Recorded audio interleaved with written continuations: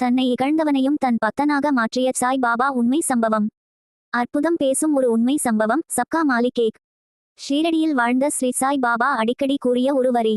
சப்கா மாலிக் ஏக், எல்லோரும் ஒரு இறைவனின் பிள்ளைகள். பாபா ஒருபோதும் யாரையும் வெறுக்கவில்லை. தன்னை இகழ்ந்தவனையே கூட அருளால் மாற்றியவர். அப்படிப்பட்ட ஒரு உண்மை சம்பவம் தான் இது.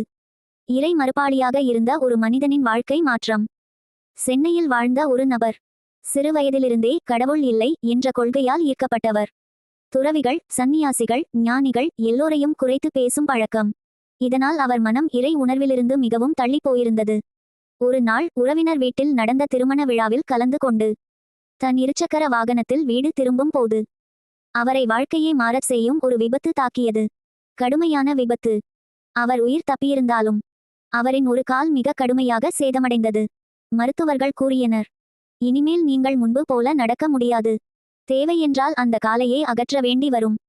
அவரது மனம் முற்றிலும் உடைந்துவிட்டது. சாய் பாபாவின் சரிதம் மனதில் மூடிய கதவை திறந்த புத்தகம்.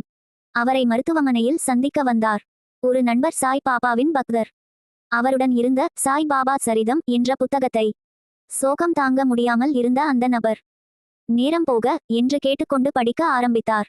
படித்துக் கொண்டே சென்றபோது பாபாவின் கருணையும் எல்லோரையும் சமமாக நேசிக்கும் மனமும் அவரின் உள்ளத்தில் ஏதோ ஒன்றை உருகச் செய்தது. இறை மறுப்பு கொண்ட மனம் மெல்ல சாய் பாபா மீது அன்பாக மாறியது. தான் செய்த தவறுகளுக்காக மனம் வருந்த தொடங்கினார். அவரையே ஆச்சரியப்பட வைத்த அதிசயம். சில நாட்கள் கழித்து அவரை மீண்டும் பரிசோதித்த மருத்துவர்கள் அதிர்ச்சியாக கூறினர், உங்கள் கால் முற்றிலும் குணமடைந்துள்ளது.